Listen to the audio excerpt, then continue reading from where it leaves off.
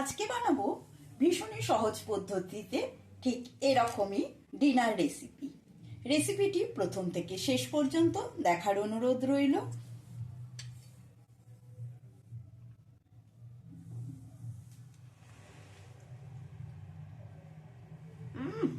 দারুণ টেস্ট।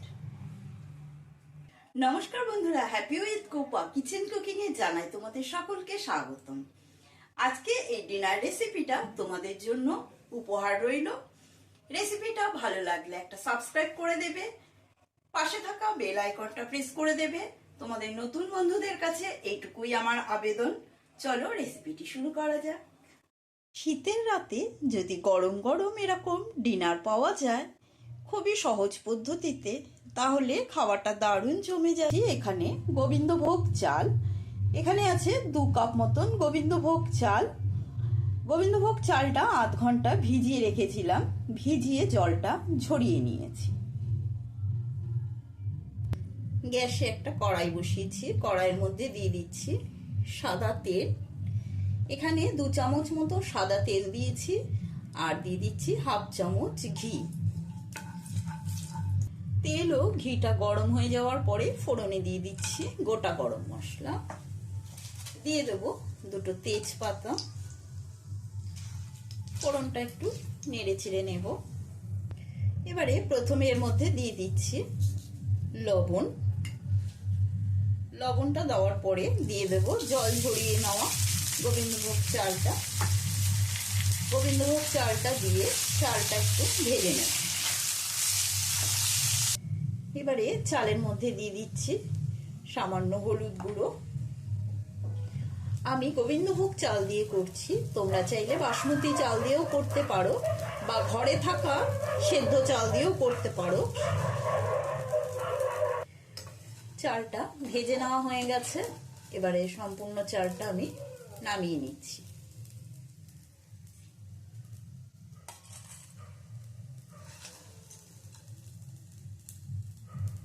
সমস্ত চাল তুলে নেওয়ার পরে কড়াইতে দিয়ে দিচ্ছি আবারও 3 চামচ মতন রিফাইন তেল।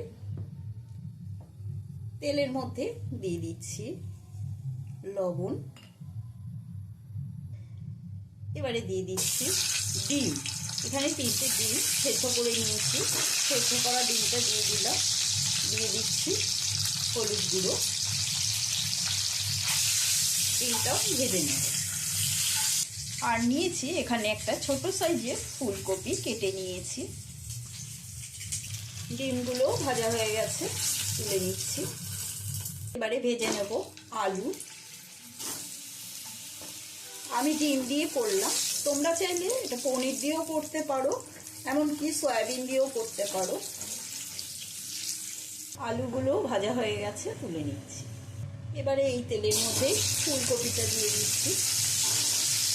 যেহেতু ফ্রেশ ফুলকপি, সেই জন্য ফুলকপিটা আমি আর গরম জলে ভাপিয়ে নিই। একটু নুন জলে অনেকক্ষণ চুবিয়ে রেখেছিলাম, চুবিয়ে রেখে জলটা ঝরিয়ে নিয়েছি।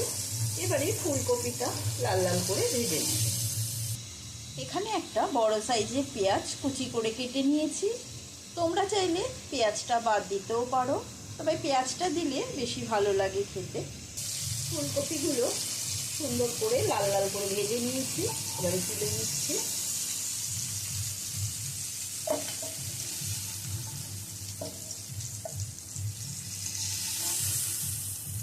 সমস্ত ফুলকপি তুলে নেওয়ার পরে এই তেলের মধ্যে দিয়ে দিচ্ছি পেঁয়াজ কুচিটা।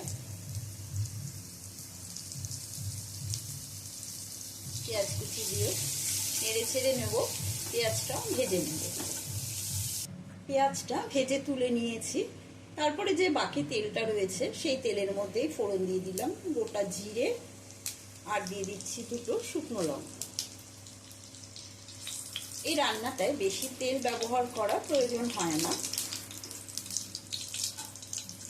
ফোড়নটা একটু ভালো করে নেড়ে চেড়ে নিই। এবারে দিয়ে দিচ্ছি টমেটো কুচি।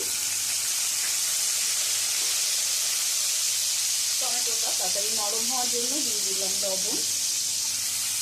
এখানে ছোট একটা টমেটো নিয়েছি। টমেটোটা নেড়ে চেড়ে নিয়ে টমেটোটা নরম হয়ে এলে দিয়ে দেবো এর মধ্যে আদা বাটা, এখানে 1/2 ইঞ্চি আদা পেস্ট করে নিয়েছি। আদা বাটাটা দিয়ে একটু কষিয়ে নেব। আদার কাঁচা গন্ধটা চলে যাওয়ার পরে দিয়ে দিচ্ছি 1/2 চামচ জিরে গুঁড়ো, 1/2 চামচ হলুদ গুঁড়ো, স্বাদ অনুসারে লবণ। যেহেতু ভাজার সময় অনেকটাই লবণ দেওয়া হয়ে গেছে, সেই জন্য এখন আর বেশি লবণ দিলাম না। মশলাটা ভালো করে কষিয়ে নেব 2 থেকে 3 মিনিট ধরে। দিয়ে দেবো এর মধ্যে সামান্য জল। জল দিয়ে মশলাটা ভালো করে কষিয়ে নিচ্ছি। মশলাটা ভালো করে কষিয়ে নেওয়া হয়ে গেছে। এখন এর মধ্যে দিয়ে দিচ্ছি কাঁচা লঙ্কা। এখানে 4টে কাঁচা লঙ্কা দিলাম। ঝালটা নিজেদের পরিমাণ বুঝেই ব্যবহার করবে। কাঁচা লঙ্কাটা দেওয়ার পরে এবারে এর মধ্যে দিয়ে দেব ভেজে নেওয়া চালটা।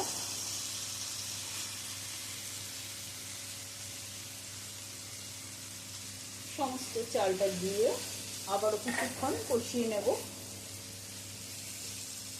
চালটা মশলার সাথে কষিয়ে নেওয়ার পরে দিয়ে দিচ্ছি ভেজে রাখা আলু আর ফুলকপি। আলু ফুলকপি দিয়েও আবারও কিছুক্ষণ ধরে মিশিয়ে নেব।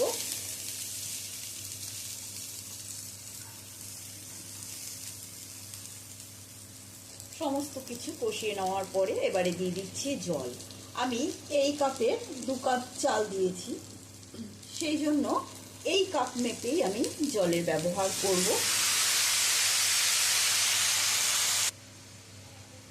2 কাপ চাল মানে এই কাপের 4 কাপ জল আমি দেব। কিন্তু তার সাথে যেহেতু সবজি দিয়েছি, সবজির জন্য আবার এক্সট্রা 1 কাপ জল বেশি দেব। মোট 5 কাপ জল আমি এর মধ্যে অ্যাড করব। জলটা দেওয়ার পরে এবারে এর ওপর দিয়ে দিচ্ছি মটরশুঁটি। দিয়ে দেব কিছুটা কিশমিশ। আর যেহেতু আমি গোবিন্দভোগ চাল দিয়ে করছি, তবে গোবিন্দভোগ চাল দিয়ে করলে একটু মিষ্টি মিষ্টি খেতে ভালো লাগে, সেই জন্য চিনিটা আমি 1.5 চামচ দিচ্ছি। তোমাদের যদি পছন্দ না হয় তাহলে না দিলেও পারবে, তাতেও অসুবিধা নেই। সমস্ত কিছু দিয়ে আবারও একবার নেড়ে চেড়ে নিয়ে গ্যাসের স্টিমটা মিডিয়ামে রেখে ঢাকা বন্ধ করে দেব।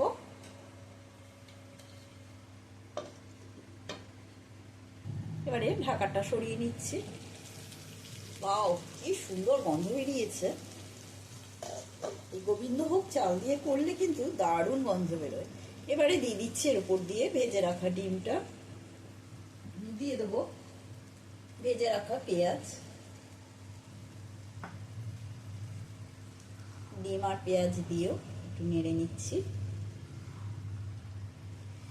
এটি তোমরা ডিনার, লাঞ্চ, এমনকি অফিসে টিফিনেও নিতে পারো বা বাচ্চাদের স্কুলে টিফিন বক্সেও দিয়ে দিতে পারো।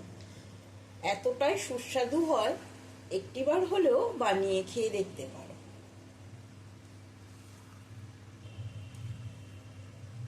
চালগুলো ভেজে নেওয়ার ফলে দেখো কতটা ঝরঝরা হয়েছে। এখন দেখে নেওয়ার পালা আলুটা সেদ্ধ হয়েছে কিনা। দেখো আলুও পুরো সেদ্ধ হয়ে গেছে।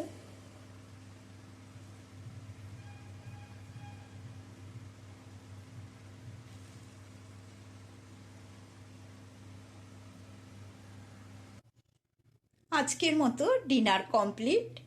আশা করি তোমাদের সকলের ভালো লেগেছে। ভালো লাগলে একটা লাইক দিয়ে দেবে, কমেন্ট করে অতি অবশ্যই জানাবে আজকের রেসিপি তোমাদের কেমন লাগলো। তোমাদের একটা কমেন্ট আমার কাছে অনেকটাই গুরুত্বপূর্ণ। আজকের মতন এই পর্যন্ত। আবারও নতুন কোনো রেসিপি নিয়ে তোমাদের সামনে হাজির হব। সুস্থ থাকবে, ভালো থাকবে। ধন্যবাদ।